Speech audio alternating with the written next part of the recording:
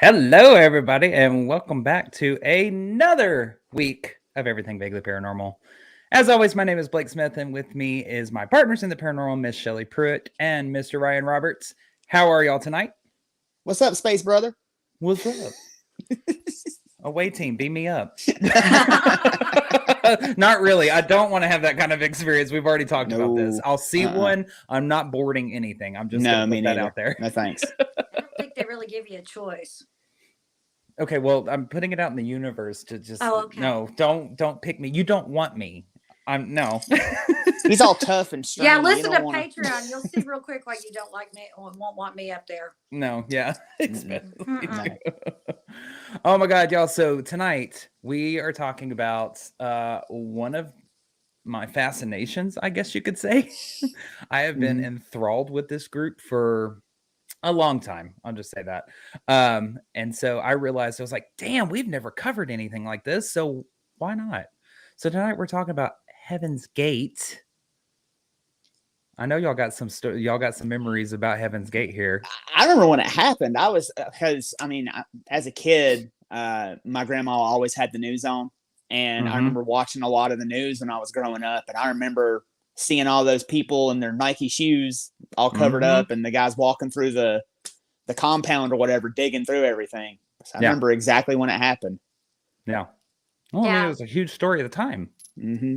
And I've always been fascinated with anything cult, all about, reading about the Jim Jones and Charles Manson. And oh my gosh, anything cult is fascinating to me because I don't understand how the programming works. And I really want to understand how it happens. Well, good news for you. That's what I'm going to be delving into tonight is how this programming kind of took place. So a lot of what is well known about Heaven's Gate group is what we know from basically what took place in 1997, what made the headline, so to speak. And the big question is that everybody's left with is how do you get there? How does this happen? How do you lead this group of people to commit the acts that they ended up committing? The ultimate act. The ultimate act. I mean, following somebody into death. So that's what I'm hoping to be able to examine tonight, be able to portray across. So to begin with that, we have to go all the way back to the beginning and start when these two were born, essentially. So we are going to start with Marshall Applewhite. So Marshall Herf Applewhite, he's known as Herf, is what he was What called. a name. What a name. That is true. He's born May 17th in 1931 in Spur, Texas. And he was the son of a Presbyterian minister.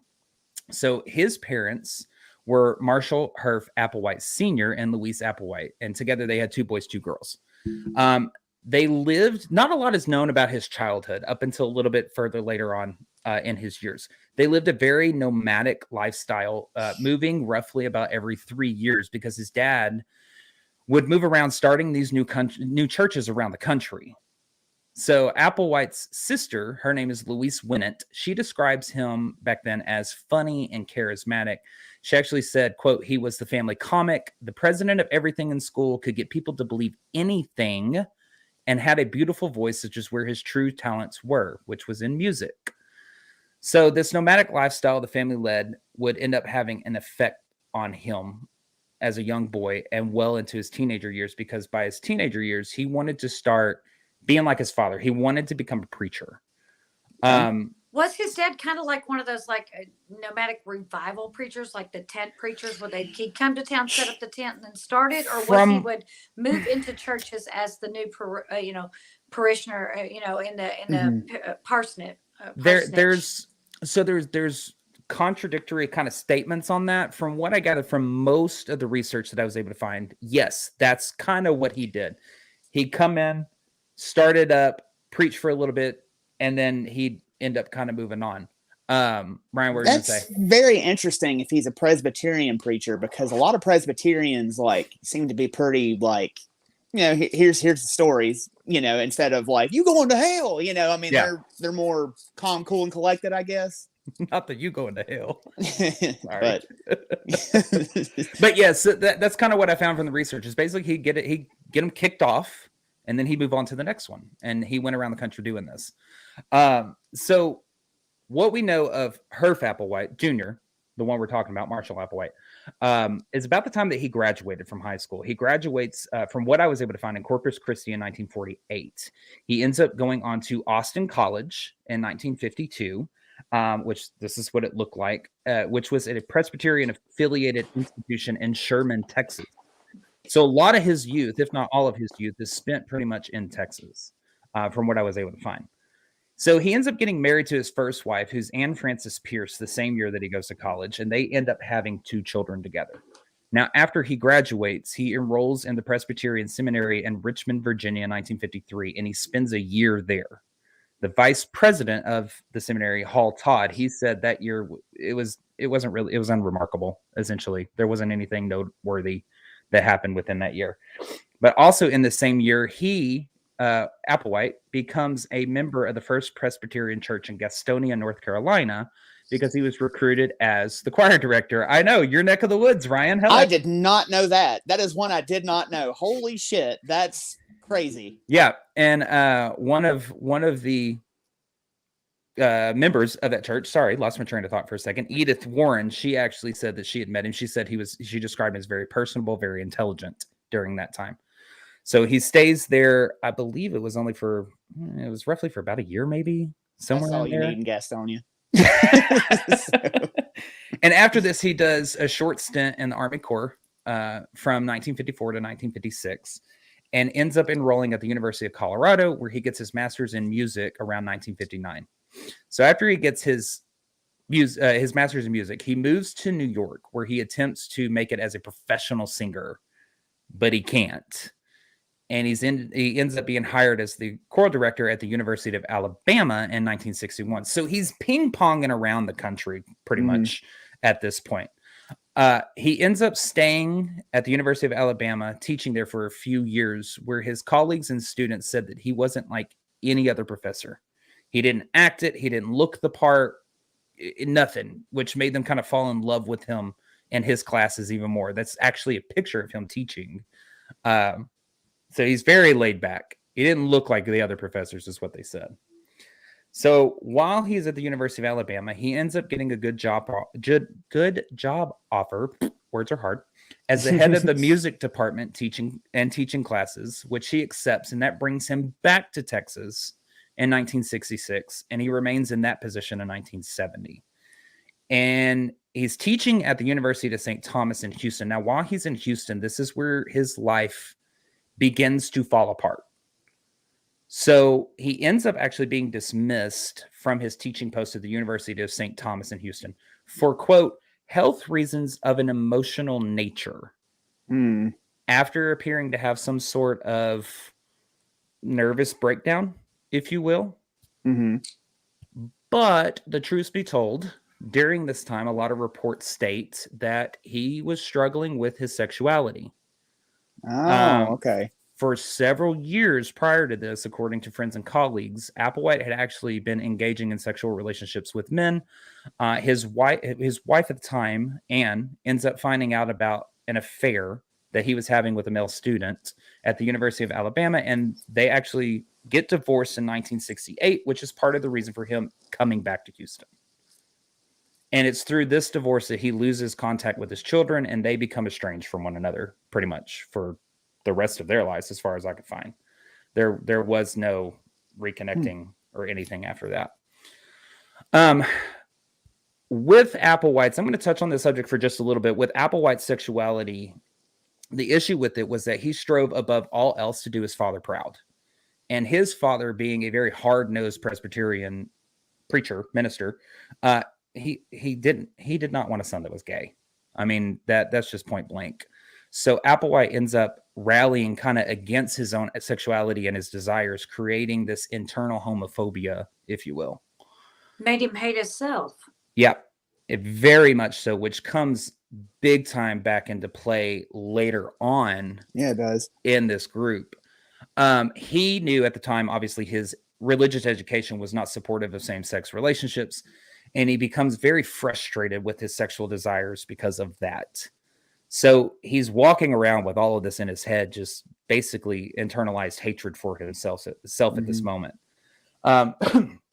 he tried to follow very closely to what he thought his father wanted. I mean, he got his education, he went into the seminary, he got married, he had children. You know, he was attempting to make his father proud. But he was who he was. I mean, that's just point blank. You know, there's no denying that. So it's not exactly known when, but throughout all that, some reports say that by this time that he's being released from his post in 1970, he had already become interested in looking into the paranormal as well as extraterrestrial type beings.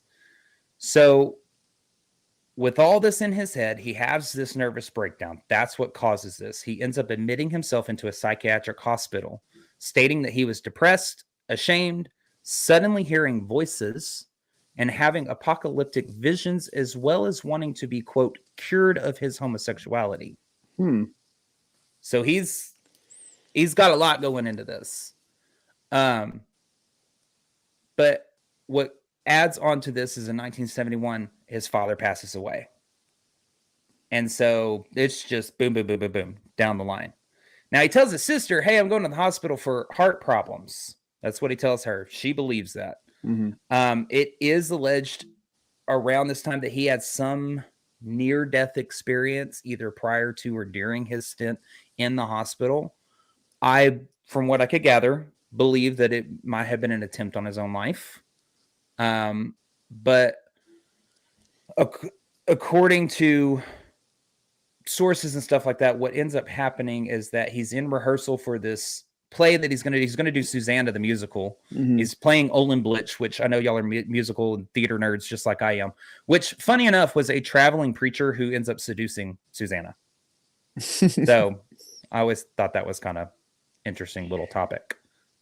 Go ahead, Red. Now, with his father out of the picture at this point, do like the chains kind of come off and he kind of starts doing him more so, or is he kind of he recedes further into his self-hatred and depression? Seems like he would have had it so ingrained in him that is something he couldn't separate from his. That was so ingrained into his psyche. How do you separate yourself from your upbringing from this as a child? There are still certain things that are ingrained in you that you do, you know, and it's very difficult to separate that. He lived with, I want to say, just from watching all of his videos, yes, I basically I should go join Heaven's Gate. But anyways, I'm not going to. I'm not going to. I have been indoctrinated. Anyways, from watching like a lot of his videos, even later in life, like in the 90s and things like that, he still carries all this guilt with him. He just wanted to do his father proud. And because of who he was, which there's absolutely nothing wrong with, he hated himself for it because he knew his father wouldn't approve of it. So therefore he had just set an unattainable goal. Exactly. You know, I just want to say really quick too, for all the viewers and listeners who listen and watch this podcast, if you've learned anything from us, don't fuck your kids up. Let them be what they want to be and let them do what they want to do. Because if you don't, you're looking at a cult leader or a serial killer. Oh God. Jesus. I'll have to agree.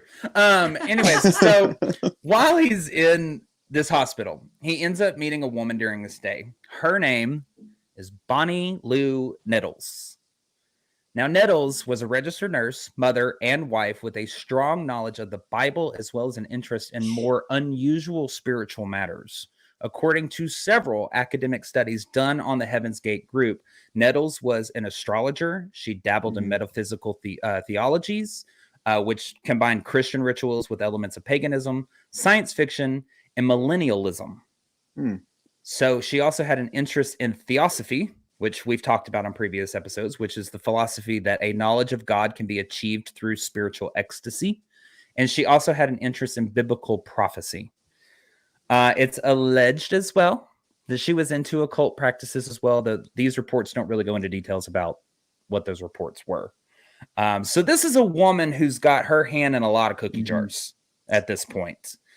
Now, her daughter, Terry Nettles, according to her, the two of them would spend a lot of time talking about spiritualism, mediums, astrology. They would often fantasize about a UFO coming down to take them away and what it would be like to wander the stars from planet to planet and galaxy to galaxy. That's something I found too, where she said that they felt like they were always outsiders and they would always want that Very UFO to much. come down and take them away from society. Yep, So they did did not she want to be believe on the planet. in a God proper? Was she more like a polytheist, where she believed that this group is right and this group is right and this group is right? It just depends on which one you want to follow, but you're following all the same thing. I never Just found an call them different actual, yeah, I never found an actual label to it. But if I had Okay. to, based on research, if I had to put a determination to it, it'd be the latter that you just said. Okay. That she's like, this one, I like all of this, and I'm just gonna, Right. Well, but just because you were saying she dabbled in the occult, that she believed in the UFO and aliens, well, that's a different power. Unless she believes that that's still under the, supreme beings realm. But that's what I was asking: is was she polytheist and believed that this could be right and this could be right and this could be right, and the hell with it, we'll just believe them all just in case? It was almost like one of those things that I found, like she had that where it was this cobbling together of her own philosophy and her way of thinking, as well as not believing in one defined set of beliefs. Like she had her own that she kind of created throughout all of this. It wasn't, oh, I'm Baptist, oh, I'm, Methodist or anything like that. On it. Right. Right. So Terry said that Bonnie Lou Nettles was very entrenched in New Age thinking, including ascended beings, crystals, seances, UFOs, and channeling the dead. She said at one point, both her and her mother had actually experienced and witnessed a very strange light in the sky that seemed to dart and move in unusual ways. So essentially a UFO, experience is what they had. They sound like our kind of people. I know, right? Just hold that thought, Ryan. Except for the voices part. Except for later, yeah, that you part. Take yourself somewhere else away from me. Yeah. So it's during Applewhite's stay during this hospital, he meets Bonnie Lou Nettles, and through his sister, Louise Winnant, she says that Nettles had apparently told him about his near-death experience. Quote, "It was for a very special reason that he could be used mightily in a group that she knew about." And it's after this stay in the hospital that the two end up becoming extremely close. And Applewhite tries to conceal it by saying, "Oh no, I was visiting a friend in a hospital, and that's where I met her," which we've since learned is not true. I mean, So between them meeting in late 1970, early 1971, until about a time period of 1973, a couple of things take place. Nettles and Applewhite end up opening up a bookstore called the Christian Arts Center, where they sold books of a variety of backgrounds, including subjects such as astrology and religion. They also had another venture that they called, quote, the No Place, which was to teach classes on theosophy and mysticism. And they'd end up closing both very shortly later. I mean, they just didn't take off. I mean, you're talking about the 70s here. I was going to say, too. In Texas. In rural Texas. In rural Texas. Yeah, I don't think New Age bookstore is going to take off and wherever they were at. Yeah. So Nettles, being this amateur astrologer and wanting to basically know her purpose, she tells Applewhite, she's like, I'll do our star charts, for both of us. Mm-hmm. And what she comes to the conclusion was that her and Applewhite were spiritual soulmates, and that they were to work together on a spiritual mission as partners. And I like that little detail, because a lot of people really like to think of Applewhite as the leader of the group in the end, because he was in the end, but he wasn't necessarily really the driving force for some time. It was kind of Nettles who recruited Applewhite, and he was basically her first follower. And from there he had the charisma to bring them in that she might have lacked. That she may have lacked. Yeah. Now the two of them were never romantically involved. That we know of, right? Like, I mean, well, that we know of. And I don't know. Just based on what I've academic journals and research and stuff like that on Applewhite and his sexuality and stuff like that, I highly find it very probable that they actually weren't. Sure, you're right. Romantically involved. Forgot about that. I do believe that Applewhite was gay, and I think that he was struggling with it throughout all of his life. Mm-hmm. Because of this image that he had built up for himself. Mm-hmm. So this wasn't them getting close. Essentially, wasn't a problem for Applewhite. I mean, he didn't really have any obligations after the recent divorce, but Nettles did. I mean, she had a daughter. She had children. Actually, she had a husband.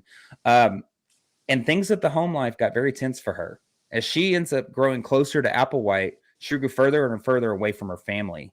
Her daughter actually said that when she was around 19 years old, her mother and her father got divorced, and her mother informs her that her and Applewhite's, Nettles and Applewhite, Betty Lou Nettles and Applewhite, needed to figure out what it was they were supposed to do on this spiritual grand mission. And as soon as they did, they would return. And from what I gathered, this is the last time that Terry ever saw her mother, from what I was able to understand, when she was 19. Yeah, because I think her mother would just communicate to her via mail like the rest of her life. That was about it. Yep. So Nettles ends up divorcing her husband. She loses custody of her children. Applewhite breaks off any and all relationships he has remaining, and the two of them hit the road by February of 1973. So that's how they get to the road. And they're an interesting pair, even in pictures. I mean, you can even tell what kind of people they are in pictures. That's what I find kind of weird. So in February of 1973, they begin this journey of self-exploration, as well as to teach others about this newfound set of beliefs. And this takes place pretty much throughout the Western United States. So here's how they get to essentially what they believe. I found this very interesting. While traveling, Nettles and Applewhite began pondering the life of Francis of, I think it's Assisi. Is that Assisi? St. Francis of Assisi? Yeah, St. Francis of Assisi, who was this mystic Italian Catholic friar. If I'm playing my cards right here. Yes. They keep a King James version of the Bible on them, and they study heavily from it with great emphasis on Christology, asceticism, which is a lifestyle characterized by abstinence from sensual pleasures, and also eschatology, or the study of end things like death, judgment, end of the life, end of the world, things like that. Mm-hmm. They read works by none other than Helena Blavatsky. Oh boy. Which I will say, she was a bit of a nut. She was. We've talked about her in past episodes, but for those joining us for the first time, she was a Russian mystic and author who founded the Theosophical Society, who believed the knowledge of God may be achieved through spiritual ecstasy, like I said earlier. And she set forth a lot of world events with all her little writings. She sure did. She sure did. They also read works by R.D. Laing, who is a Scottish psychiatrist. This is interesting, who took the expressed feelings of patients as valid personal experiences rather than symptoms of a mental illness. And the last works that they read were by Richard Bach, who was an American writer covering subjects like aviation, fantasy, and philosophy. So these journeys that they went, and so you kind of see what they have their minds ingrained in at this point. A lot of philosophy, a lot of science fiction and out there kind of stuff already. And these journeys that they're on are described by one psychiatrist as, quote, restless, intense, often confused, peripatetic spiritual journeys, which means they are rough. They are nomadic. They would work odd jobs like digging ditches or even donating their blood for money. They would often leave lodging places without paying their bill. And it's throughout all this and traveling and doing this and meeting these people, and these books really begin to solidify their views. And one thing that Applewhite picks up is this belief in the ancient astronaut hypothesis, which I know y'all know what this is about. Theory. Yes, So yes, we descend from the stars. Yes. So he must have really got into Eric von Däniken then at that point. So for those who don't know, this is the belief that extraterrestrials have basically visited humanity in the past, placed humans on Earth, would return to collect a few later on. We descend from the stars, just as Shelley said. Star children. So it finally, I guess, occurs to them too around July of 73 that the two of them are actually, in fact, the two witnesses that are spoken about in the book of Revelation. Oh boy. That's when it takes a turn. Anytime you start getting a God complex, and anytime you start like linking yourself directly to a celestial being, that's when things start going. Yes. Yeah. And I'm going to quote this book chapter and verse real quick, just so people understand where we're at. And I'm going to start it with Revelations 11:7 and end it on Revelations 11:12. And it says, quote, now when they have finished their testimony, the beast that comes up from the abyss will attack them and overpower and kill them. Their bodies will lie in the public square of the great city, which is figuratively called Sodom and Egypt, where also their Lord was crucified. For 3.5 days, some from every people, tribe, language, and nation will gaze on their bodies and refuse them burial. The inhabitants of the earth will gloat over them and will celebrate by sending each other gifts because the two prophets had tormented those who live on the earth. But after the 3.5 days, the breath of life from God entered them, and they stood on their feet, and terror struck those who saw them. Then they heard a loud voice from heaven saying, "Come up here." And they went up to heaven in a cloud while their enemies looked on. That's the passage that they are referring to as the two witnesses in the book of Revelations. And what they say is they come to this conclusion that they were given a higher level mind than others, and that eventually they're going to be killed for this reason in full view of spectators, and they would end up being resurrected. A whole process that they said was called the demonstration. Okay. Shockingly, to their dismay, these ideas were poorly received. Yeah, why the hell would you want to be linked to some bad story in the Bible? Why wouldn't you want to be linked to some good one? You know? Just saying, they were meeting these people, telling these people these things, and they were like, "Yeah, okay, yeah, sure." Hello. They were like, whatever. "Dude, take another puff off this roofer, shit'll pass." Yeah, I mean, yeah, like you just walk into a shop. Hello, we are the two prophets from the book of Revelation. Yeah. Give Sorry, us we're what we closed. want. Yeah. So that's what they're proselytizing basically from mid 1973 to the end of 1973. Now, I find this kind of funny. If you And don't believe me, just ask me. exactly. In 1974, things kind of take a little bit of a turn. They end up getting arrested in Texas for credit card fraud, to which the charges are finally dropped. But Applewhite, his mugshot on the screen. But Applewhite's also arrested for a rental car theft for a car he got in St. Louis and didn't return. And Applewhite maintained that he had been, quote, divinely authorized to keep the car. Jesus told me it was mine. God. I mean, I that's could just essentially. drink it and it was mine, right? I mean, that's essentially what it was saying. So Wow. he ends up going. Wow. Well, they both had this mentality that they were above the laws of their earthly counterparts. Of the laws of man. Yeah. Above the laws of man. Exactly. Okay. So he ends up spending 6 months in jail. And this is really where he refines this set of beliefs that they've come to believe. His first explanation that he comes with is that cloud that's in the book of Revelations. Mhm. It's a UFO. Civilization during those days wouldn't have known what a UFO was or what even to call it, so they refer to it as a cloud. They would put it in terms that they knew and understood. Exactly. Which is a big ancient astronaut theory argument, was that they didn't know what it was. They called it this. Yes. And so their teaching takes on more of like a scientific sense rather than a religious view on things, believing that with a powerful enough telescope, you can see God. That is where this gets solidified. They begin to refer to a term called, quote, level above human, which is a physical, literal version of heaven in outer space. We're in outer space where they had been sent from to help others reach the next level, as they called it. And it's their belief that humans had what was known as a vehicle, which was the human body. That's what they refer to the human body as a vehicle. It's essentially a suit that you wear, just like clothes, that they were basically in control of. These higher beings were in control of. Here's your meat suit. Hope you like it. Go ahead. Pretty much. That's pretty much. Now, to be able to ascend from this vehicle, one had to separate from all that was human in themselves, including earthly needs and desires. Once you ascended, this is the set of beliefs they're refining here. Once you ascended from your vehicle, you would undergo a physical and chemical transformation into this perfected alien. And only then, when the extraterrestrials come back in their UFO, like the two witnesses in the Bible, could you ascend from your vehicle into the craft and be taken to the next level and into the kingdom of God. So are y'all still with me yet? You want to join my group yet? I mean... No. It's interesting, but... Yeah. So... You're going to have to go further and convince me. Use your charisma. Okay. Right now, I'm going to have to decline your offer. Damn. All right. Maybe I'll get you here in a little bit.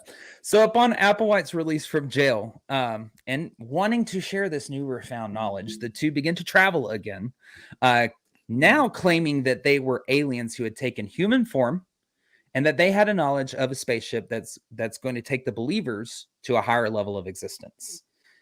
But here is how they succeeded this time. Instead of talking with just anyone that they would come, in contact with, they began to reach out to New Age thinkers and tried to find like-minded people. They took on names at this time as Guinea and Pig. Okay. No offense, ain't nobody calling me pig without getting punched in the mouth. Shelley, will you be my pig if I'm Guinea? Come on. As soon as I beat the hell out of you and make you burn it, yeah. Okay. All right. Fair enough. And in these meetings where they would meet, talk with these people, Applewhite would end up doing most of the talking in the information sessions, really only relying on Nettles for strength and wisdom is the way that they put it. Applewhite's described his role during this time as a lab instructor who did the speaking, where Nettles would interject with clarifying remarks or corrections. Go ahead, Shelley. I'm sorry. I just realized they were calling themselves guinea pigs, like science experiments. Yes. My brain took a little hiatus there for a hot second, but I just caught back up. Okay. Oh, Shelley, Sorry. I was wondering when somebody was going to point that out. Sorry, like guinea pigs, like lab experiments. Yes. I'm with you. Yes. Yeah. Yes, I'm exactly. sorry. Can I ask how many followers did they have at this time? I And was who just- the hell were they? Okay, go ahead. I was just I'm not about trying to say jump that. your story. No, you're fine. But I was just about to say that. Actually, at this moment, they had a following of roughly about 20 to 30 people. And that was the okay. New Age people. These were at these- that time that would have correct. been considered the hippy dippy crowd, right? Correct. Okay. These are these New Age thinkers that they're starting Okay. to gather. Now, this came from a meeting from the founding meeting, I guess you could say, in 1974 that they had in California. But what ends up happening is they're like, yeah, we'll join. We're all, gung ho for this, but their alliance ends up kind of drifting when the two, as they're also referring themselves to now, stopped having these meetings and maintained very little contact with these dispersed followers that they had, kind of around the country. Had they started their newsletter at this point? Were they still sending their newsletter out, or was it? No, they Okay. no, they were not yet at this point. That's what's coming up. So they have these meetings, gain about 20 to 30 people, and they start drifting with their allegiance. Now, around the end of August to mid-September of 1975, the group begins to produce advertisements and flyers and stuck them around the Western U.S. And these read, bear with me. Somebody said, show me the candy first and I'll get in the van. I got candy. Come to the dark side. We got cookies. And these flyers read, UFOs. Why are they here? Who have they come for? Or why they are here? Who they have come for? When they will leave? Not a discussion of UFO sightings or phenomena. 2 individuals say they were sent from a level above human and will return to that level in a spaceship, UFO, within the next few months. This man and woman will discuss how the transition from the human level to the next level is accomplished and when this may be done. This is not a religious or philosophical organization recruiting membership. I like that line. However, the information has already prompted a number of individuals to devote their total energy to the transitional process. If you have ever entertained the idea that there might be a real physical level in space beyond the Earth confines, you will want to attend this meeting. Sunday, September the 14th, 2 p.m., Bayshore Inn, Waldport, Oregon, 16 miles south of Newport. I will say I would have gone. I probably would have too. I would I'm have not gonna gone lie. because you saw when we were at the Paracon and we saw there was UFO stuff. I was like, "Oh, I'm going." I Yeah. probably would have gone just to hear what they had to say, but I probably walked out of there going, "Okay." Probably would have left like mid-meeting or something. Oh no! Because if I commit, I'm committing all the way. We're gonna see how it ends. Yeah. Shelley gets to that little room at the end where they're like, "Would you mind writing down your email to join us?" And Shelley's And that's what I get late. I was about to say, Shelley's like, "My brother's email." It's Then like you that just- boss who wrote me up that one time. This email is right here, and she Yep. likes it whenever you contact her. You just- Send me all kinds of stuff. And she waits for those phone calls. Mhm. So you just go to the meeting and they're trying to sell you a timeshare. Yeah. That's all it is. Pretty much. That's all it is. Yeah. But that flyer literally looks like it was done by a 5th grader. Oh God, yeah. I It mean, does. it looks like it was like, here, I have a Sharpie and I'm going to write really neat. Yeah. Yeah. But you've got to wonder too, though, if there was anybody who was like, "Look at this horse shit. I'm gonna go check this out and see what's going on," and came out a believer. Oh, came out a believer. I was going to say, no, there were totally people that I have actually seen be interviewed about the meeting that I'm about to talk about that came out and was like, it's total horseshit. Like, I just wanted to go just to laugh at them later on, just, you know, but there were these other people that, I mean, they were like, hey, let's go check this out. And I mean, hell, well, this meeting here, let's talk about this meeting real quick. So on September the 14th of 1975, now going by the names Bo and Peep, because, well, they have a following now. They have a flock. So they're Bo and Peep. They end up speaking. You remember Bo Peep lost her sheep. Yeah. So probably true. not a good choice. This is true. So they end up speaking with a group around 200 people at this Waldport, Oregon meeting at the Bayshore Inn. A few of the former members, and I know we have pictures of them. The first one being Sawyer. I'm going to show their pictures. The first one being Sawyer. Oh my. The second one is Frank Lyford. And I actually don't have a picture of the third, Leslie Light. They were three of the ones who attended this meeting, and they describe it as following. Now, Sawyer, if we can put his picture back up, he says, quote, "There was a haze and shimmering light around the two of them," talking about Applewhite and Nettles. It wasn't pot smoke. I was gonna say, so they had a smoke machine and a disco. It wasn't a smoke haze, more electrical looking. Okay. This was above the crowd as well, but it was less distinguishable as electrical. He ends up recognizing this in this meeting as the Holy Spirit and felt that he was sitting in front of the equivalent of Jesus. Yeah. Now, what about the acid and the Kool-Aid? Persuasive. That is pretty persuasive. So Frank Lyford said that the meeting had this very euphoric feeling to it. He didn't really go much into detail. He just said it was a very euphoric feeling and that those that were there were kind of almost all as one, if you will. Like they were very taken away with these two at the meeting. Now, Leslie Light, the one that we don't have a picture of, said that Applewhite was mesmerizing and that she really took to him during this meeting. And Leslie Light is one of those that she was one of those her interviews are interesting. You ever get a chance to go watch her interviews? They're very interesting. She was one of those new age thinkers, and she just basically went along because she was like, hey, this sounds like something I'm looking for, you know. So all three of them end up joining at the end of this meeting. Now, initially, y'all bear with me here, initially known as the Anonymous Sexaholic Celibate Church, which didn't last very long. Shelley, I'm gonna let you figure out that acronym real quick. Right. Anonymous Sexaholics Celibate Church. ASS ass. No, celibate starts with a C. It does not. I know. Yeah, ASCC. But anyways, ASCC. that didn't last long. Okay. The group that Sawyer, Lyford, and Light joined, they are now known as the Human Individual Metamorphosis, or HIM for short. And the rules were simple. The rules were simple. Accept the message of the two and be ready to renounce your life. Meaning family, friends, homes, media, drugs, alcohol, jewelry, facial hair, and sexuality. And leave it all behind. Even those that had children had to weigh these responsibilities. Their children or Heavenly Father. Okay, That's people, the I'm way gonna it tell was you right put. now, if anybody ever tells you got to give up your family to come with somebody, No. Well, Red hold on. flag. New age thinkers here. I'm not saying to leave your families. Please don't leave your families. Anyways, what they said is a lot of these former members, because they did get out, alluded to the fact that even Jesus himself told his disciples to leave their families in order to be a part of a higher calling, which is what these individuals felt they were doing. Let me tell you right now, bitches, you ain't Jesus. So you stay with your family. Don't let anybody take you away from your family. That is a separation technique by manipulators. You stay there, you keep your support system. Yeah. So some of these children later interviewed, the children of these members later interviewed, said that pleading with their parents was like trying to compete with God. It just was impossible. They couldn't do it.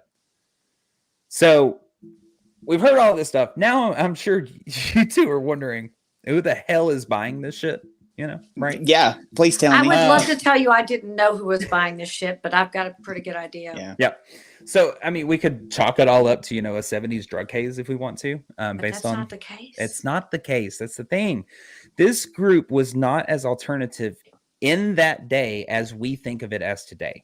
We're in the time of the hippies. People are looking outside of established religion. They're also trying out different religions in search of enlightenment. Mhm. Religious institutions are already calling for the end times at this point. They're rebelling against everything they've been taught by their parents that grew up in the 50s and the 60s. I mean, yeah, they're rebelling against everything. Everything is societal. Mhm. They're changing. They are starting they're forging their own paths. Mm-hmm. And it's the first generation to believe in flying saucers. One example is the book Chariots of the Gods, which talks about the technologies and religions of many ancient civilizations were given to them by these ancient astronauts who were welcomed as gods. Okay. Mm-hmm. And the two really push this narrative that leaving was imminent. It's going to happen tomorrow type thing, so to speak. So when the individuals find the him group or the human individual metamorphosis group, it was like coming home is what a lot of them said. They were drawn to it. Most of the recruits were young, interested in occultism, new age stuff, aliens, or anything else outside mainstream society.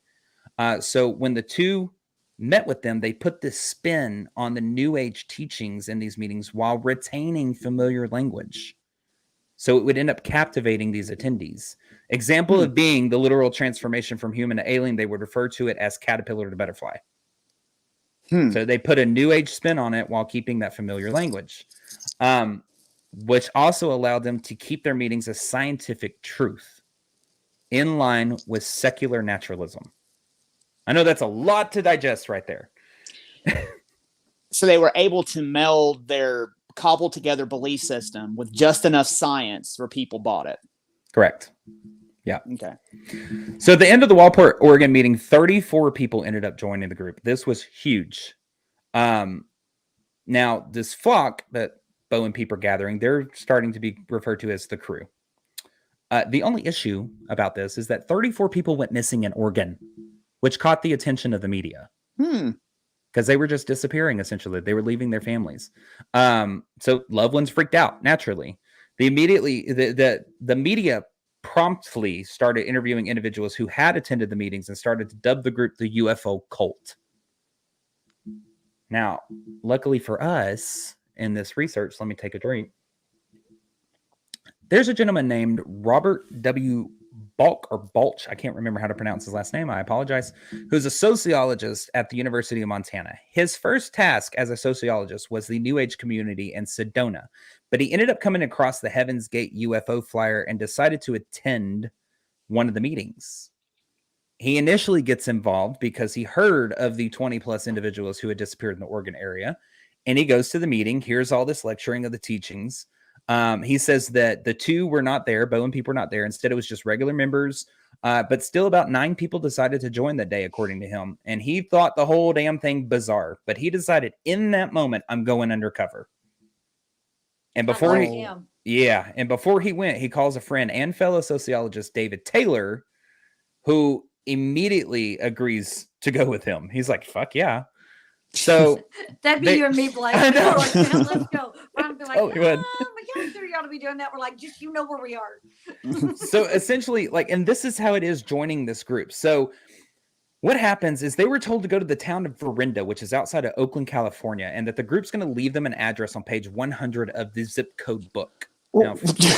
Now, hold on. Scavenger hunt? For you youngins, there used to be this book. No, I'm just kidding. I think the zip code book is self-explanatory.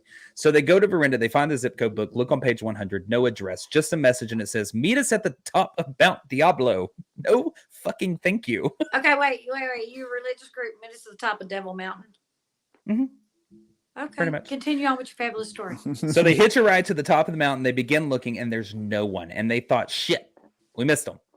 Well, they look into the garbage can. They find some of the group's literature, which confirmed they had been there and that they had missed them. But just when they thought it was over, 2 carloads of individuals pull up. They're all members of this group, and they are told, hey, hop in. We're going. I don't know about y'all, but I don't think I'd be hopping in with some random No. carloads of people. But It was the 70s. Hitchhiking was a big thing. It was no big deal to pick up people. Yeah. True. No big deal to get in cars. needless to say, they did. They went. So, I'm going to call him Balch. That's what I'm going to call him. I'm going to settle on Balch. I don't remember if it's Balk or Balch, but I'm going to go with Balch. He kept detailed records of everything he saw and communications that he'd heard. And he and Taylor were able to figure out the following about the group. They are undercover. So what they figure out is there's no authority structure whatsoever. No one had authority over the other. Mhm. There's no formal instruction. It was basically the blind leading the blind. At this point, it's essentially 100 or so followers now, traveling around the country, recruiting other members, waiting for their leaders to tell them something. That's that's all that it was. They would have morning and evening meetings, so 2 meetings a day. And in these meetings, they would use tuning forks to tune into the next level. They would basically hit it, place it on their forehead, and tune into the next level. You laugh, but that is actually something that is still done in New Age I know. medicine It is. and medical working and things like that. Yeah, that's something that's still I know. done Yes, to it is. realign and get your body literally back in tune. And into frequency. Mm-hmm. Yeah. And the thought process behind that was to tune your mind to that frequency, just like Shelley said. They would also go door knocking to spread the message. Can y'all imagine getting a knock on your door and it's Heaven's Gate people? I mean, I'm just saying. They would end up spreading the message, and then basically at the end of it, they'd ask for a small job to get money. Like, hey, you need your yard cut or something like that. Shelley, they're gone. You can come back. Okay. And what they ultimately found was there was no evidence of coercion, manipulation, brainwashing. Anything and everything was a free choice. There was a lot of talk at this point of being picked up by this UFO any day now. So the group was instructed a lot. Go out to the desert, skywatch all night long in hour-long shifts. Like, go do it. And they'd end up every time being like, oh, it was canceled or, blah, blah, blah, whatever. don't you love how cults just keep moving the goalpost every time? Yeah. Whenever it doesn't happen. Yeah. So these two are in this group and they know their deadline is approaching because they wanted to be out by Christmas. So they leave and they decide, you know what? Time to write a series of academic papers on this. And Psychology Today jumps at this opportunity. Nothing like this had ever been done before. The infiltration of a cult. Yes. And this is when the hype surrounding the group just freaking soared. In 1976, they become a subject of a book entitled UFO Missionaries Extraordinary. I want to read this. I did not get a chance to because I had so much other research to do. And their popularity begins to grow in the media. So once the news breaks of the academic papers, it really spooked, Bo and Peep. It was this double-edged sword. The group immediately was seen as frauds, con artists, etc., and they were linked to connections with the Manson family, cattle mutilations, starving themselves to death. Membership at this time was around 200, like I said earlier. But the two became very uncomfortable with the growing publicity and decided to lay low, fearing that they were going to be assassinated. Now, I'm just sorry, that's what they thought was going to happen, but they feared it anyways. It doesn't make sense to me, but anyways. So they send their followers out to the public to do their work for them. Hold on. They are claiming themselves to be the two witnesses at the end times. That's what's supposed to happen to them. Exactly. So why are they? That just makes no sense to me. They're going to hide. Oh, crap. Here it comes. Yeah. Yeah. I thought, wait a minute. Good point, Ryan. Yeah. So under growing suspicion of more infiltrators, Bo and Peep also began to weed out these followers that were not as devoted to their message. And this is the biggest story now, all of a sudden, all over the country. And what ends up happening is their attendance in meetings begins to shrink. And it's one of these meetings that Peep, or Nettles, stands up and says, quote, "The harvest is closed. You've made the first cut." And they're done. So those that remained were told to gather in Medicine Bow National Forest under the promise of another UFO visit. And this visit, of course, never came. The group was told that it was ultimately canceled.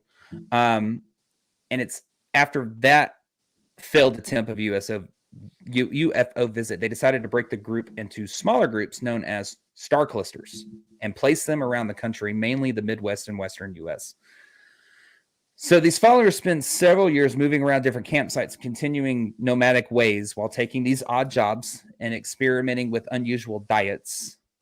And that's when they decide to go underground. So after a 9-month period in 1975, 1976, when they held these that was it. When they held these recruitment meetings, Bo and Pete felt they had the instruction now to bring the crew together to begin an in-person classroom program. Yeah, now you're going to go to class.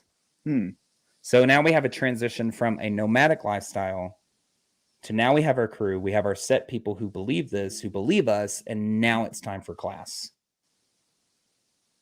So when class starts, they've again changed their names. They are now going by T and Doe, respectively. Nettles and Applewhite. T and Doe. And these names were pulled from Sound of Music, which was a favorite of T's. That's where they got them from. I'm sorry, which one's T again? T is Bonnie Lou Nettles. Doe is Marshall Applewhite. Doe is a female deer, right? But it's the dude. I'm with you. Go ahead. I'm trying to make sure I'm correct. To each your own. He wants to be Doe. Let him be Doe. I'm fine with good. it. Go I'm for it. I'm just trying to keep it straight in my head. Yes. So when the group's pulled into this classroom setting, allegiance it dwindles. And I keep using the word allegiance. Yes. Dwindles drastically, dropping to about 40 to 50 total. And when those members left, that's when the energy inside the group completely shifted and increased, because the ones that wanted to be there were the only ones that were left. And that's when it started to become quite different with things in the groups. And one of the recordings of the classroom sessions, yes, I did listen to them. You hear, yes, I did. Oh man, I bet you were. They're out there. Oh yeah. In one of their sessions, you hear T and Doe teaching, and they say, T says, quote, "The point I want to stress mostly is that you are all in a classroom 24 hours a day. Everything that happens to you is to see how you can respond as a member of the next level, not as a human." Doe says, "Every tiny thing you do alone or with someone else is a task." And T responds, "In other words, you are striving to be perfect. There are no teachers in the next level. We're your teachers now." Creating a reliance. Mm-hmm. Okay. Look at me. I am the teacher now. And they even told the whole group that the whole group's not going to make it. You know, this is going to be the most difficult journey a human can embark on. And this indoctrination was a combination of everything T and Doe both deemed important. First, their names are changed to help disassociate from the family tree. Their names would consist of 3 capitalized consonants followed by O-D-Y, which was referred to as the family name, as the next level was adopting them into the family. So if we were to run down our list, Shelly, you would be Shaloti, Ryan, you would be Renoti, Brittany, you would be Brototi, and I would be Blacody. No, thank you. Once you reach the next level, you would drop the Y and you would become OD, or the odd family. Okay. So Shaloti, no, I'm just kidding. I'm gonna start calling you that. After this, you're just Shaloti. All right. I'm game. Just kidding. Don't So promise she would to be answer. Shalad then? Shalad. You After she dropped the Y. OD. No. You drop the Y. You keep your first 3 consonants. You just drop the Y and have OD at the end because you're the odd family at that point. So it'd be Blacode, Renaud, Bretode, and Shalode. Shalode, Shelly. Shalode sounds more important than the other 3, so yes. No. So they also put them under a thing they called the check partner system. Basically, it's a person. Sounds like a big shalode to me, is what it sounds like. Go ahead. Basically, it's a person to be with you and watch you at everything that you did, making sure that you followed the rules, regulations, and didn't break any of the major or lesser offenses. Which that we're sounds getting, like a sober partner in real life today. Which we're getting to. This was usually the person you least likely wanted to be paired with. Major offenses included deceit, lying, not exposing someone else's offense, knowingly breaking a procedure or instruction, doing an act, quote, on the sly, and sensuality, or as they defined it, permitting arousal in thought or action. Because you see, sex was completely out of the question. completely They practice were a celibate. sexlessness. Mm-hmm. Now, the lesser offenses includes a list of 31 items, some of those being this I find very disturbing. 31 items, some of them being taking any action without using my check partner, trusting my own judgment, criticizing, having private thoughts, putting myself first, having likes or dislikes, engaging in familiarity, casualness or gossip, and having inappropriate curiosity. Damn, what's the punishment for that? Because I damn sure would have broken all those like when the first 2.5 seconds I'd have been there. I find that So- I find that very disturbing, those lesser offenses. True, but I mean, I'm with you, but I was going to say everything that essentially makes you human, but they're not interested in being human. They're interested in transcending to something else. Oh, but wait, there's more. They changed the language. They would use lingo for ordinary everyday items. House became a craft. Human is a vehicle, or human body is a vehicle. Laundry rooms, the fiber lab. Breakfast, lunch, and dinner is the first, second, and third experiment. Your beliefs are your programming. Your mind is your computer. Interesting, they were using computer. These were words that wouldn't trigger human recognition, according to T and Doe. So you see, this classroom setting is drastically starting to change these people. Now, on top of all this, you also had 17 behavioral steps that you had to stay in the confines of. Some of those including, do you needlessly ask a question when the answer is obvious? Can you follow instructions? Can you follow instructions without adding your own interpretation? Do you put tasks off? Procrastinate. Are you physically clumsy? Can you deliver instructions as you receive them, or do they change according to your computer, your mind? And answering in the negative to any of these steps would warrant T and Doe to basically, hey, don't join or kick you out of the group. Yeah, I wouldn't last very long in this group, I don't think. No, Shelly wouldn't either. They got her at physically clumsy. Y'all seen me, but if they don't spill it on me, I spill it on one of y'all. Yeah, It's I would true. be out. Yeah. Now, surprisingly, all of this actually helped with membership retention. T and Doe began to increasingly emphasize that they were the only source of truth. They rejected the idea that individual members could receive individual revelations, which helped to prevent divisions. And they also restricted close friendships in the group to prevent insubordination. Excuse me, I just burped. That's probably against their rules too. The two limited the group's interaction with those outside, including those that were interested in joining for fear of infiltration again. And also by now, because honestly, the members are being tracked by their family members at this point and ex-members of the group. I mean, they're being followed. And T and Doe insisted that their followers practice what they called flexibility, not what you think, bear with me, as they put this, it's strict obedience to their often shifting requests. They were instructed to seek Applewhite's advice and to basically ask, what would our leaders do when making decisions? And T and Doe started to say that their followers were like children and pets. Many of these followers actually during this time did not see them as dictators, but rather actually laid back and fatherly and motherly, if you will. Because what he was doing is, rather than issuing these commands to the group, Doe, Applewhite, strongly emphasized that his followers, you're free to disobey if that's what you wanted to do. It's called the illusion of choice, though. You can disobey, but disobeying comes with consequences, most notably being removed from the group. So from 1976 to 1978, what T and Doe did to this group, about 40, 50 individuals, was make them completely dependent on the two of them and basically conform to their set of standards and beliefs. I mean, that's the whole point of this cult. Now, according to sociologists, Janja Lalich, which I love her if you ever watched her interviews too, she says, quote, what cults need to do is turn you into a conformist. They need to break you down and create a new you. Is there a particular personality type that joins cults? No. They're usually well-educated from very good families and don't have prior psychological problems. Cults don't want lonely, strange individuals. They want highly intelligent, social individuals who can help run the cult. And that can actually be seen in the type of people that they recruited. Some of the former members were, well, some of the members actually were. One of them's name was Margaret Bull. She was a former English major. Susan Pop was a former computer programmer. John Craig was a former real estate developer. And Joyce Scala was a former journalist. These were not your just, let's go out on the street and pick them up. I mean, these were well-educated people. So the entire indoctrination was solely to convince the group that they weren't humans, but rather these alien beings who were in control of a human shell.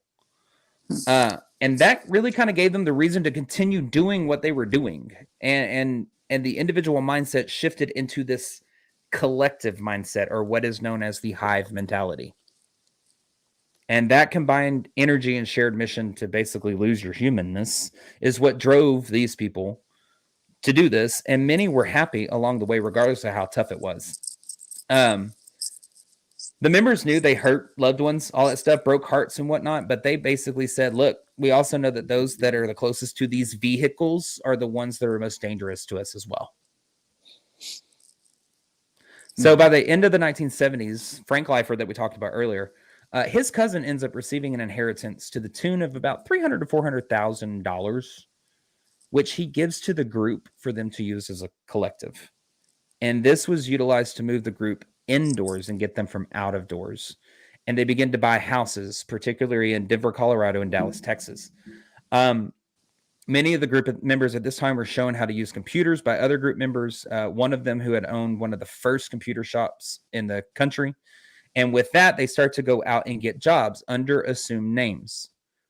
Working with computers. Others end up taking on more labor-intensive jobs like mechanics and stuff like that. With these houses, though, came a very new set of rules now to maintain a low profile. There could be as many as 15 people to a house. And T and Doe started to begin to arrange their followers' lives almost down to the minute. There were only a certain amount of people who could go and come from the house. Only certain people were allowed to have jobs. Only certain approved television shows were allowed to be watched. One of those being Star Trek, go figure. And they even told the group in Texas at one point, go wait outside all night for a visitation from extraterrestrials. Of course, it never happened, and the group was later told it was merely a test. Yeah. So now they're, questioning, where do they lie? So this group now numbers at about 80 members by 1980, completely devoted to T and Doe. Mainly because a lot of them were actually seeking some type of approval in their lives from a father figure or from a higher, more authoritative person. By the time that the 80s roll around, though, there's like a laundry list of private detectives that have been hired by family members to keep track of the group. And there's a network that is formed sometime in the late 70s to share this information with these parents and these family members of the group. These family members were absolutely terrified because, Shelley, I'm going to touch on a very interesting subject to you, because by late 1978, the news of Jonestown had broken wide open at this point. Now, I know Shelley talked about Jonestown. If you're unfamiliar with it, it was a mass suicide that took place in the remote jungle commune in Guyana where 909 men, women, and children drank Flavor Aid laced with cyanide. There were some survivors of Jonestown, but most 909 people lost their lives.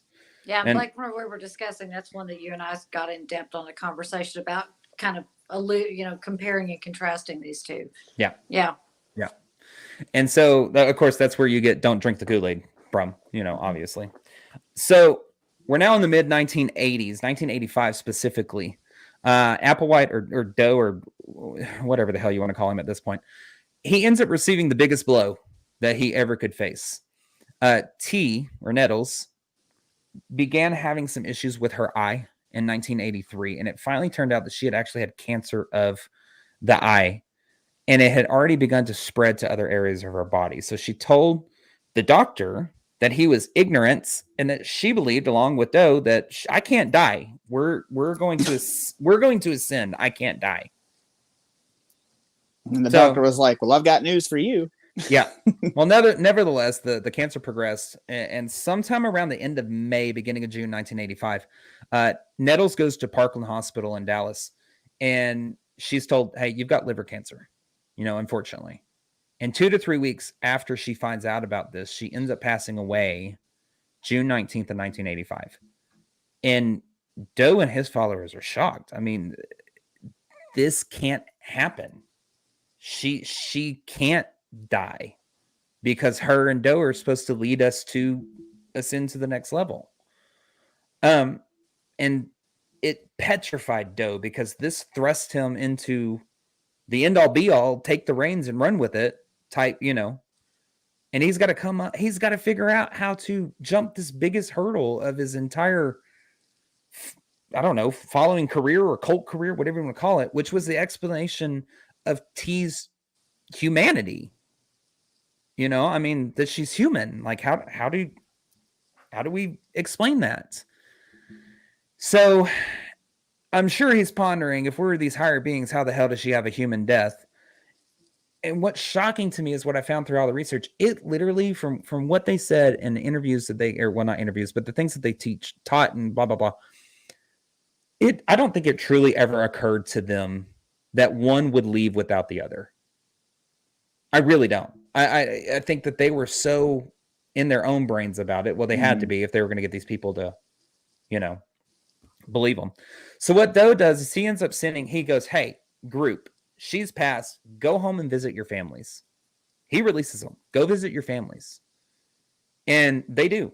And in my opinion, I think it's so he can collect his thoughts. So they go, they're told to say, hey, you're in a monastery working on computers. That's it. Nothing else. And you come back. And all but one member came back. One member stayed with their families after that. So when the group finally reconvenes, this is where you see a clusterfuck of shit take place. I mean, whatever the group is spun on its fucking head, and shit is just spit out. Doe does everything he can to explain away T's passing. I mean, a dead Messiah is no longer a Messiah, if you will. It's the connection. I mean, if you look at it, I'm going to touch on this. I mean, if you look at like Christianity, when Jesus was alive, he was a Messiah, and then he dies, and they have to explain him still being Messiah. She goes from being an earthly Messiah to a heavenly Messiah. I mean, it's the same thing, and a lot of martyr. True. Martyr died for us. And so that's kind of where he pulls that information from. And that's what happens with this group. Now, we know she was suffering from cancer. He tells the group that her next level persona burned up her vehicle and that her vehicle broke down. She was still there. Just this meat suit couldn't hang on.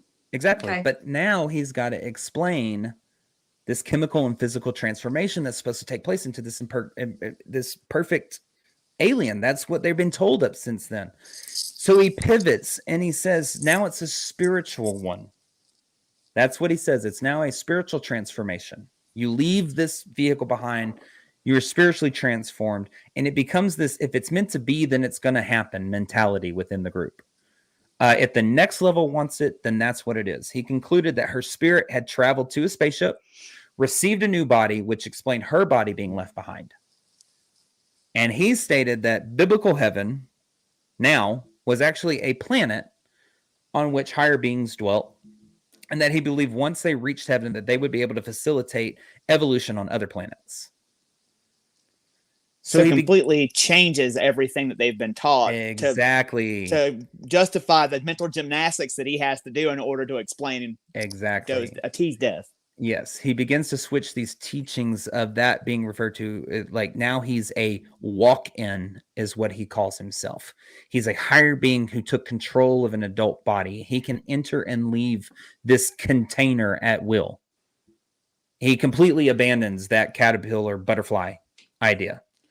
And none of these people kind of were just like, what? At this point?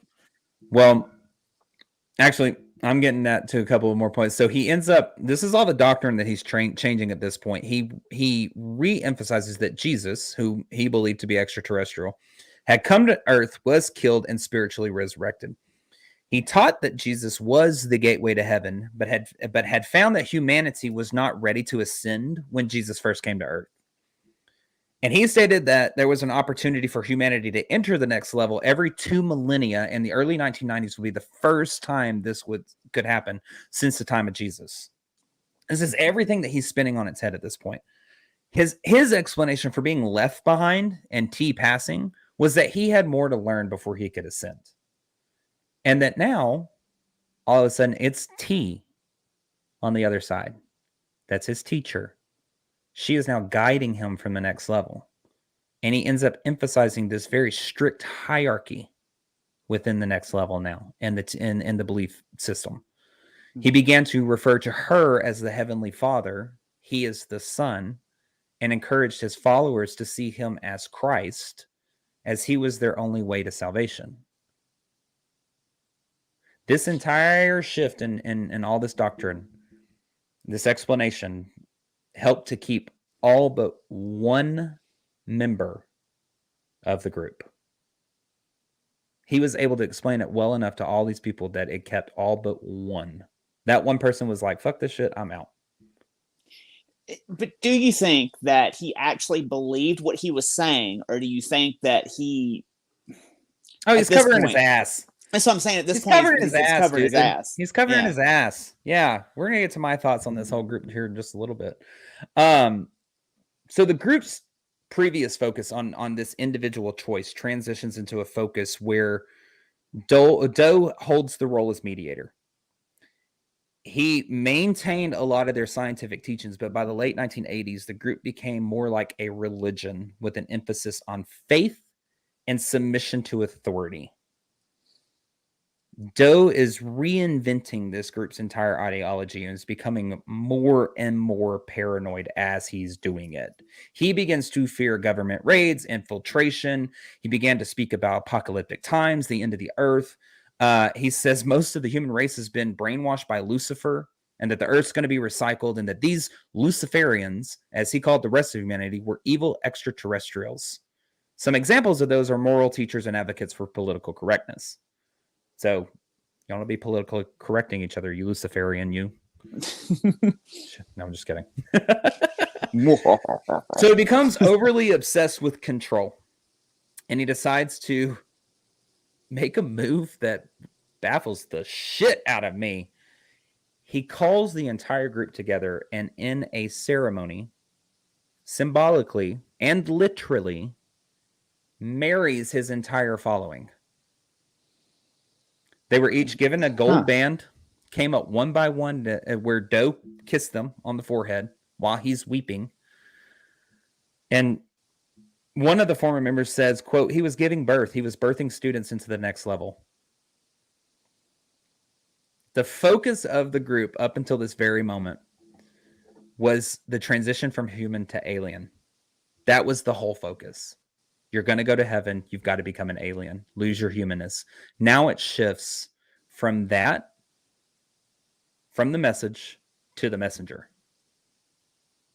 What he ends up doing in this moment that he doesn't realize is that the only way to ensure this, was basically the survival of the group would not continue if he died.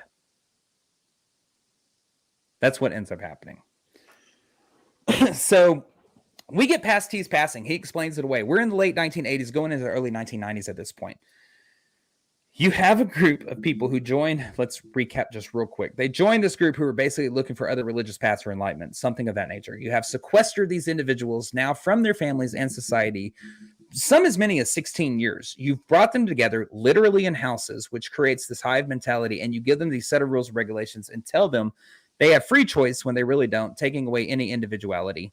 You begin to manage every minute of their lives, make them completely dependent on you. And when one of their leaders dies, you have them so manipulated in believing that they need you that when you flip the entire belief system on their head, instead of running, you get them to commit to joining you in literal fucking marriage.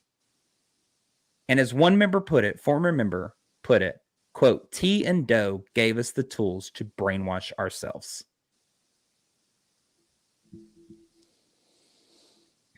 Yeah. Yeah, I mean, they got to be willing to do it. And one of the myths about cults this point, let's call it what it is, cults, is that they're all religious cults. Not the case. I mean, you got political cults, you got therapy cults, you got food cults, you got cults of all kinds. Let's be honest here. Individuals in these types of groups go through extremely deep psychological changes that is typically brought about with the indoctrination.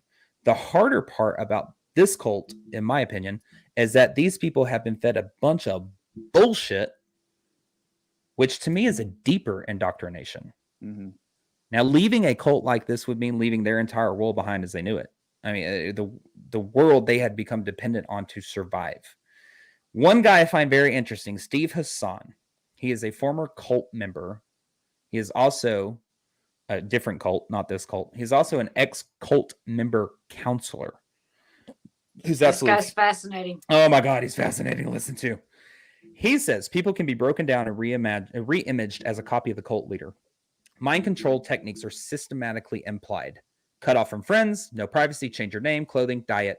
They've created this new pseudo-identity that is obedient. Now, how the hive mentality then works after the new pseudo-identity is formed is something that's been heavily studied and is known as the Ash conformity study. And what that basically is there's 6 chairs in a room and 6 individuals are brought in to answer a question from an instructor. They sit in these chairs. Everybody's in on this ruse except for the person in chair 4. Let's say they're shown 4 lines on one side of a slide, 1 line on the left side, or on another side of the slide. They're shown 4 lines on the slide, 1 on the left, 3 on the right. And the 3 on the right would be a very different link. And when they're asked which line matches up on the right side that's identical to the one on the left, the group would answer correctly for 2 rounds.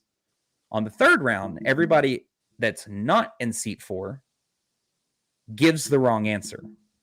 The person in seat 4 who's not in on the ruse denies his own evidence of seeing what's in front of him with his own eyes and yields to the group's influence, giving the answer that's wrong as well. And over and over and over again throughout the decades shows that 2 out of 3 individuals yield to the group's influence. Now, Hassan says that we all like to think we're independent and would never agree, but social science says that we're programmed to fit into groups, so we start adapting. And what happens in cases like Heaven's Gate, you have this self-sealing system, which is a social system that is closed in on itself. Hassan goes on to say that your free will is closed in on the free will of the leader and the group. So you're doing what you're meant to do to stay in the good graces of the group. He says that you then add in the idle threats of, quote, missing the boat or not having another chance, peer pressure, comparison of oneself to someone who's fully devoted. You can rid yourself of characteristics that you are to be living in. In other words, yourself. You can rid yourself of yourself. And that's where this group is at right now. Mm-hmm. That's where we're going into the 90s, moving into the next decade. There's another shift in the rules that with a much heavier emphasis on sensuality or their sexuality. Sex starts being compared to a drug that one had experienced the withdrawal from. And there had to be an explanation at this point for everything that resembled humanity. Now, according to former members, I think Sawyer was the one that talked about this, there were towels in the bathroom even that a person could use that they had what they called a nocturnal emission. In other words, an erotic dream that led to ejaculation. After the towels were placed, sign-out sheets were then put in place so they could track these nocturnal emissions. I knew I wasn't going to get past all this without somebody laughing. Thanks, Ryan. I bet you could break those towels with a hammer. More mature than this, Ryan. Come on. No, I'm just kidding. Going back to Doe's sexuality, his homosexuality at this point, and the internalized homophobia that he had, I think, for himself. As it pertains to his sexuality, I don't believe for 1 second that it was because of his sexuality that led to his involvement in Heaven's Gate, but rather because of the lack of acceptance of the queer community at the time. I think that's what drove him into this inner hatred, which led him into looking at different things, which led him down these different roads. When he met Bonnie, it was like, hey, yeah, you're cool. Let's link up. He saw his body as abhorrent, and he created a myth around that piece, so to speak. And according to Robert Balch, who infiltrated the group, even as far back as the 70s, Doe felt guilt about his homosexuality and had told at least one male lover that he wanted a, quote, platonic relationship where he could develop his full potential without sexual entanglements. Now, according to James Lewis of the Institute of the Study of American Religion, who has studied T and Doe for several decades, quote, Doe was so alienated from his homosexuality that he was teaching people not to have sex. He was putting people of opposite sexes together and forcing them to learn to become neutral and non-sexual. This is in the 90s that we're talking about, that this starts to take place. Doe even had a conversation with one of his members, one of his closest members, Dick Jocelyn, who was also gay as well. He's a former Hollywood actor. He pulled Jocelyn aside and told him that his vehicle was becoming attracted to Jocelyn's vehicle. So he's going to have to relieve Jocelyn of his duty of being Doe's helper and a core member of the group, which obviously devastated him, and he ends up leaving the group. So you have this mentality now that's on top of all this shifting that's going into the 90s. So they keep a low profile in the early 1990s. Very few people even realize that they still existed, while their numbers drop from 50 down to basically a couple of dozen. And starting in 1991, they began a media onslaught to try and reach and recruit new members. And this was the time of the end of the world, with the year 2000 we all remember that. And the group decides to push their message on it even further by recording a series of videos called Beyond Human, The Last Call. And this was broadcast out via satellite in a 14-hour window that the group had purchased. That was where I got a lot of the videos. Go watch that shit. You can find them. My God, yes, you can.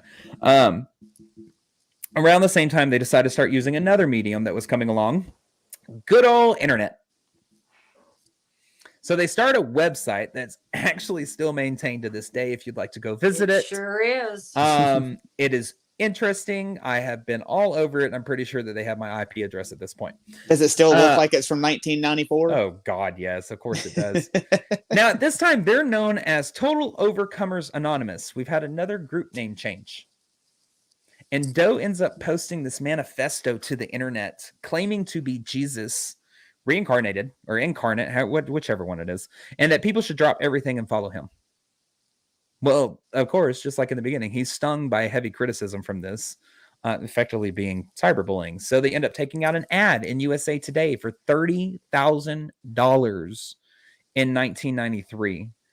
And was basically this whole thing about is the end of the world. Here's one last chance for salvation, blah, blah, blah, blah, blah, blah, blah. The actual headline read, quote, UFO cult resurfaces with final offer. And they begin to correspond with people. Recruitment actually goes up with new members as well as ex-members now coming back. And they have about 20 members or so to the ranks. And Doe begins to explain that everything human had to be forsaken, including the human body, before one could ascend. And it's around this time that the group is actually renamed Heaven's Gate to what we know it as now. Many members have alluded to the fact that they would enter kingdom of God through the birth canal known as Heaven's Gate. And they begin to look for the sign, the next level, from the next level, that their time to ascend was approaching. Well, on January 17, 1994, they get their first sign. California is rocked by a 6.7 magnitude earthquake.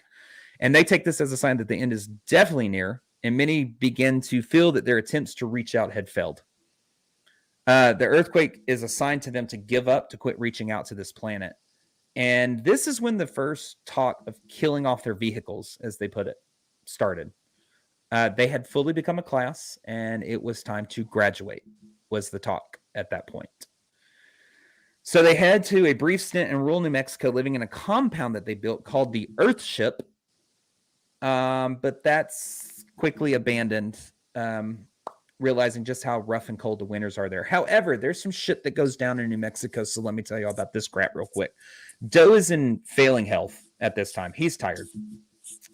While the group was in New Mexico on July 23rd, 1995, there was a discovery of comet in space known as the Hale-Bopp comet. And Doe's interest all of a sudden is pulled this direction. But again, here comes this growing infatuation with their sensuality or sexuality. Because sexuality to them was one of the most powerful forces. So Doe calls the group together and explains to them, hey, I myself have had a nocturnal emission. I'm beginning to investigate the concept of having myself castrated and wanted to know, quote, would any of you have any reservations of having the same? Fuck yes, I would. Yeah. Though, thank you, but no thanks. Surprisingly, though, some of the other men agreed, while others, like me and Ryan, were like, hell no, dude. What ends up happening basically is a horror story. There's a former registered nurse that's in this group. She's like, oh, I can do it because I was a No. surgeon's assistant. Nope. So they place a sign above a door that reads Mexico in case they're ever asked about it. They can say that they go to Mexico. They flip a coin who goes first, and there was one guy named Cerroti. I guess he won. I don't know. Hooray. So yeah.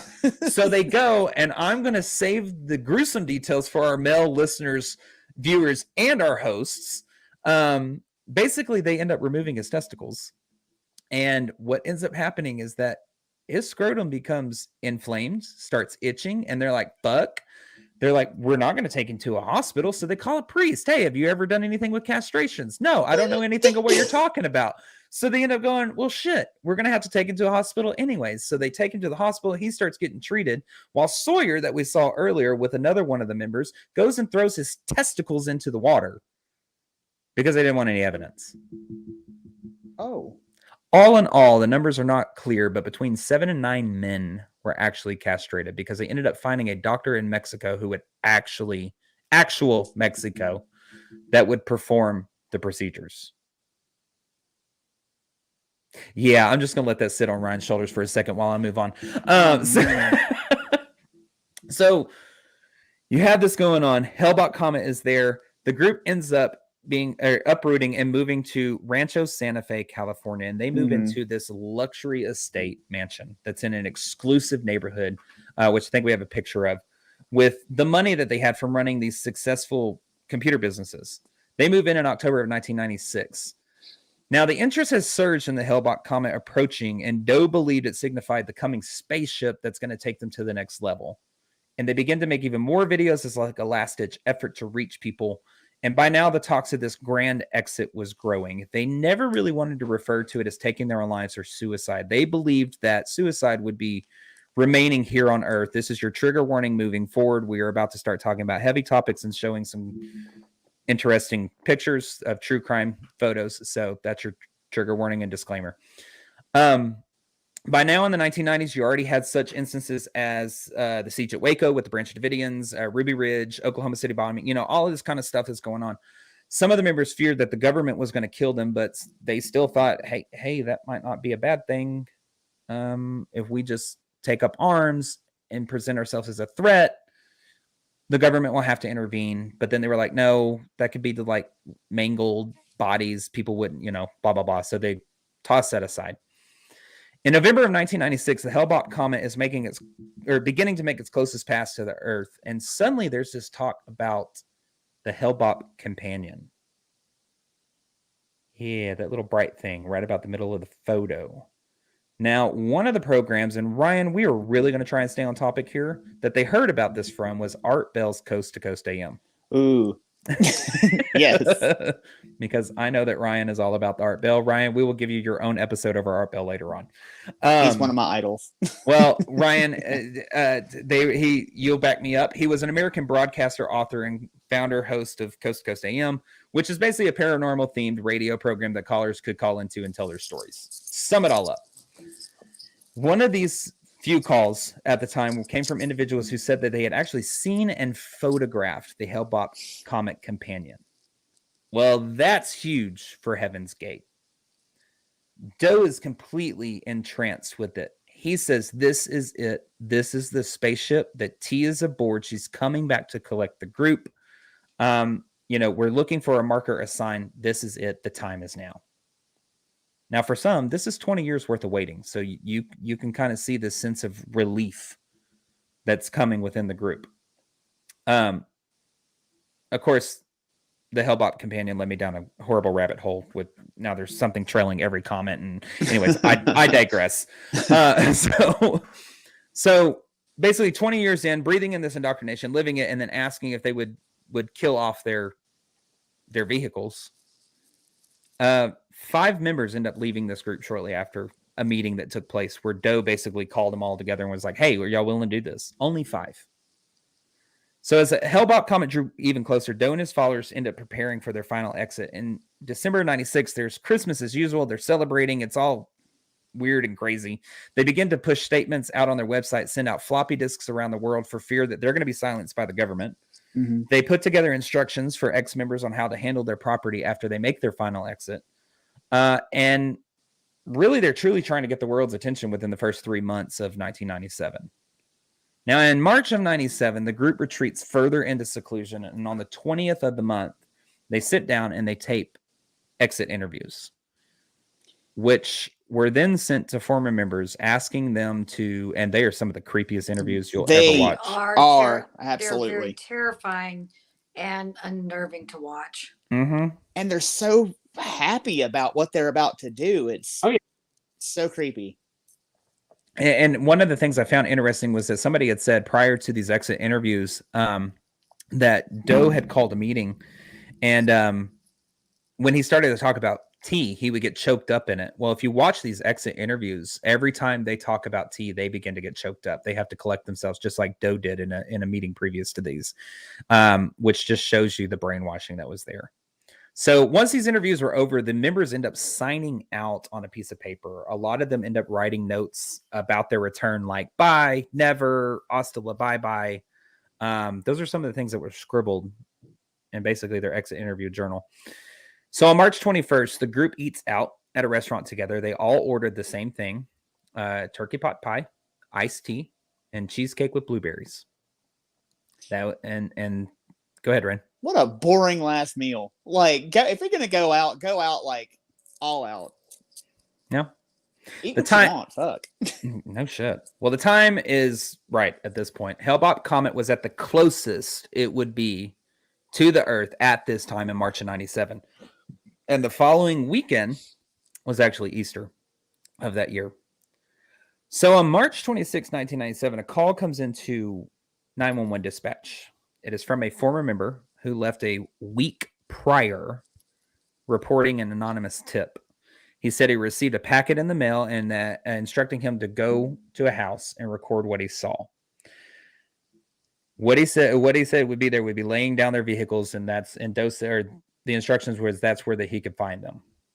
So I think he ended up leaving prior to, because I think, if I remember correctly in my research, Doe asked him to write about the group after they arrived. But what we know of the pictures of the inside of that mansion, trigger warning, are from a former group member. His name is D'Angelo, last name.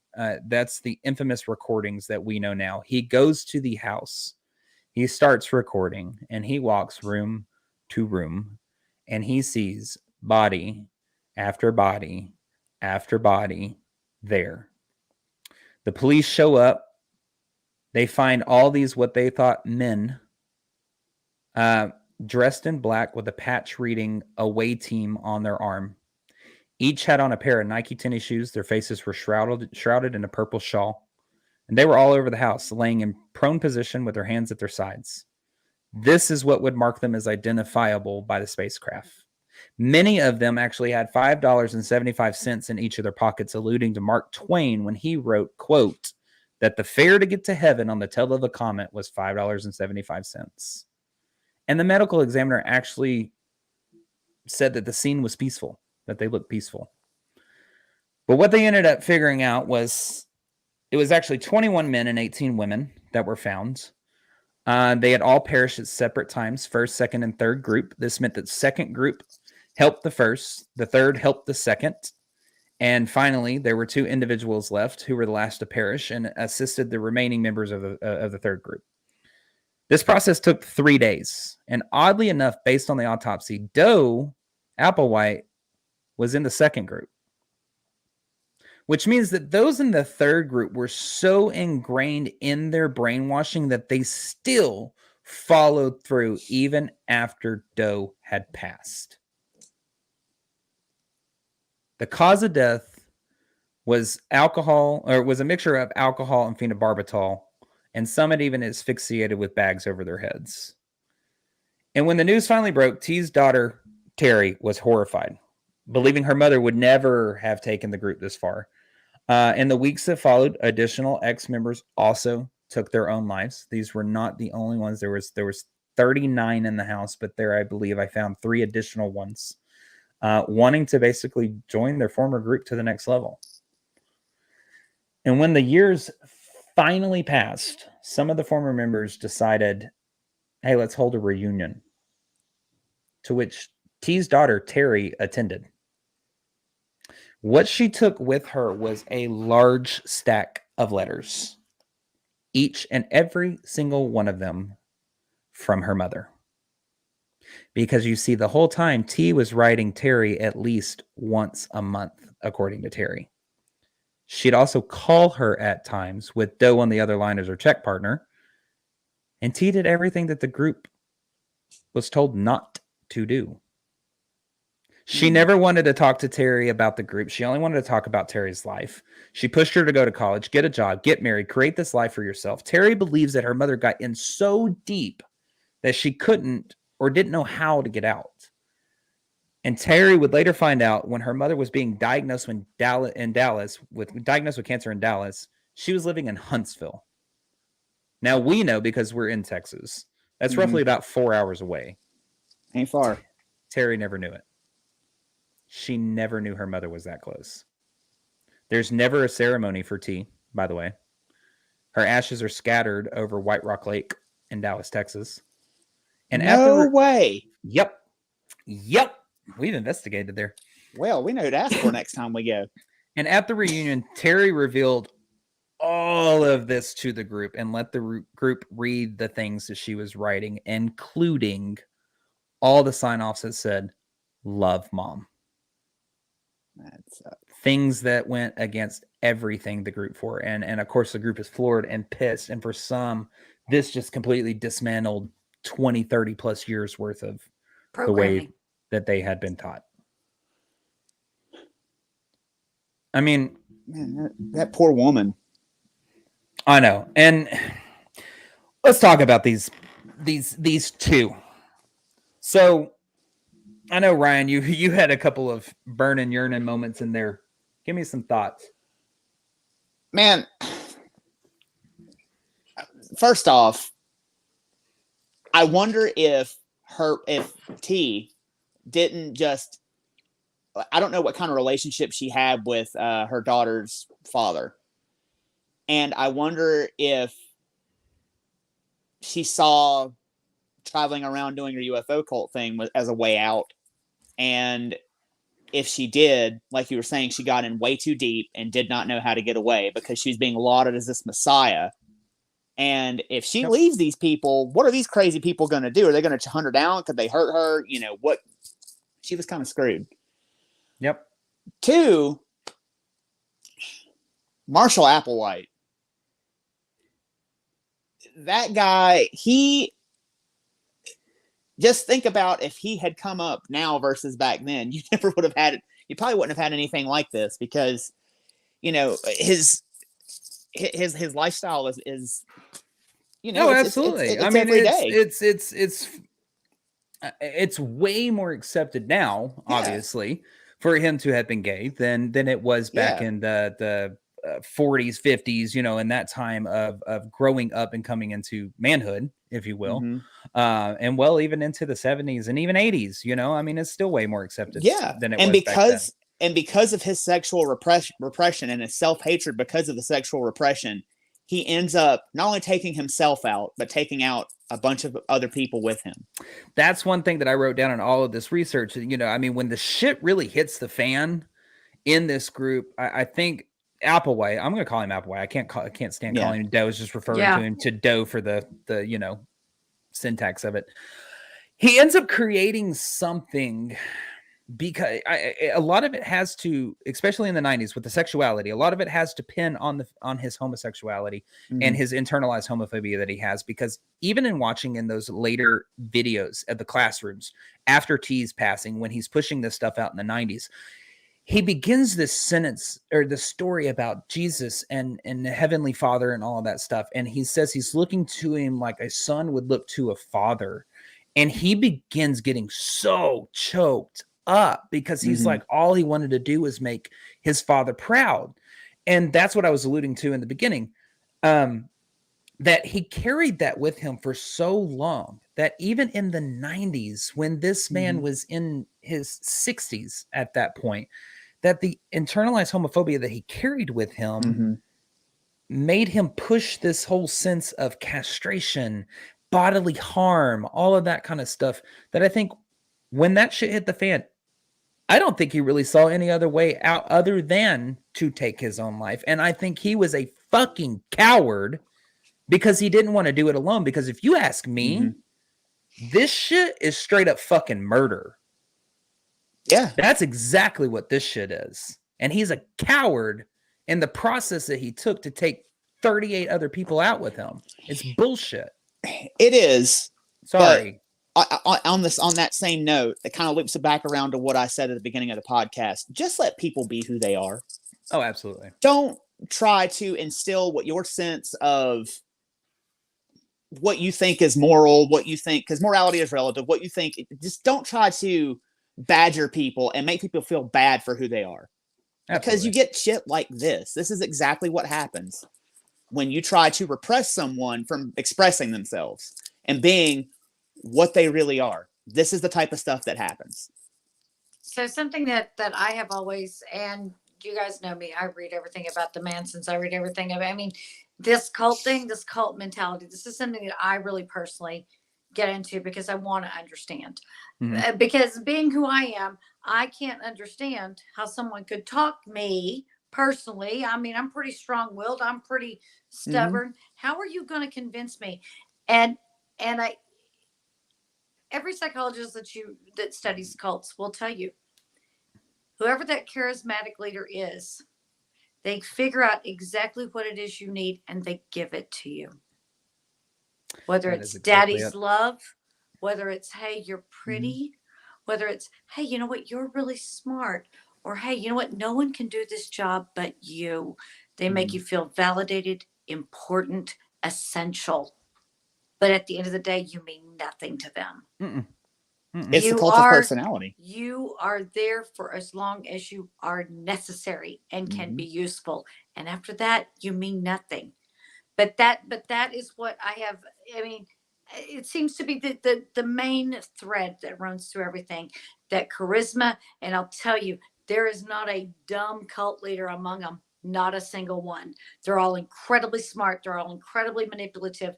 They are all have this incredible ego and godlike complex.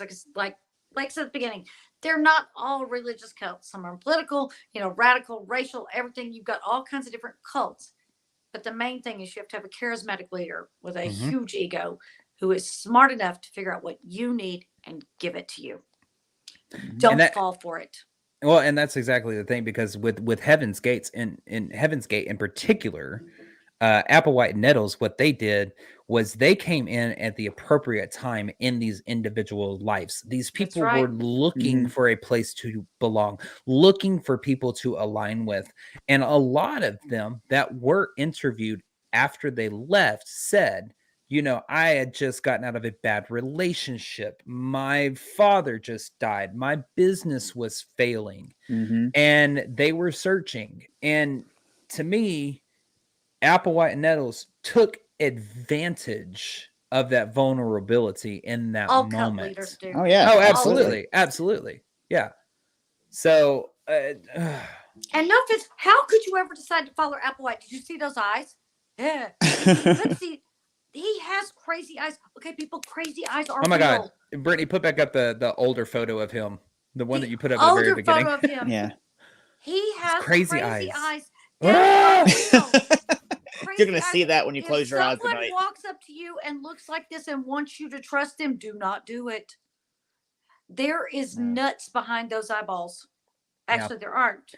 I'm telling Sorry. Shelley. But that was a good one. I realized after I said it that was inaccurate. I wanted to be accurate. There's no nuts behind it. I will say, if you really kind of want to see, just don't fall for it. If you really kind of want to see what this man was about, what dough and tea or apple white nettles or bow and peep or ass and wipe were about, I don't know whatever you want to call them. Go search the videos that they pushed out in the 90s. Go to the Heaven's Shit is Gate crazy. website. Go to the Heaven's It Gate is website. still operational. If you email them, people who are still members of the cult will email you back. Now, do not bother these people. If you just want to go and look and see what it's about, go see. Go see. If you have a legitimate question you'd like to ask about something they believe, ask them. Don't bother them. They have a right to believe just like you do whatever the hell you want to and whatever the hell they want to. Absolutely. But if you're interested in learning, because learning's the trick. You want to make sure you don't fall for something. Learn everything you can about it. I'm telling you, go read through those list of lesser offenses and the full 17 behavioral steps. I mean, that's manipulation literature right there in front of you. Like, so final thoughts. I'm gonna start with Shelley. Final thoughts, Shelley. I think that, as with anything, anytime someone tries to decide for you or tell you that they know better than you as to how your life should run and that they have all the answers, step away. Anyone that tries to separate you or manipulate you, step away. They don't have your best interest at heart. Agreed. Ryan? Kind of just what I was saying. Like, let people be who they want to be and be who they are. Don't try to put your bullshit onto someone else. And man, don't, if somebody tries to sell you some oceanfront property in Arizona, don't buy it. Not the oceanfront property in Arizona. Come on. I want mine in Colorado if I can, please. I might fall for that. No, I think all in all, cults in general take advantage of the people who are vulnerable in the moment. Yep. And as Shelley said, perfectly give you what you need in that moment. Once they have you in their grasp, it is all about the manipulation, the brainwashing, with these sets of rules and regulations and stuff like that. I'll echo what the two before have said. If somebody's feeding you some bullshit like that and it smells like dog shit, walk away, or kick them in their, well, I'd say nuts, but we don't have nuts in this situation. Anyways, whatever. Just beware that there are some crazies out there. I know we talk a lot of times about alien themed stuff and UFO crafts and all that kind of stuff, but somebody comes to me claiming to be an ascended being who's going to transform into an alien upon their death and board a spacecraft and, go into outer space into the kingdom of heaven.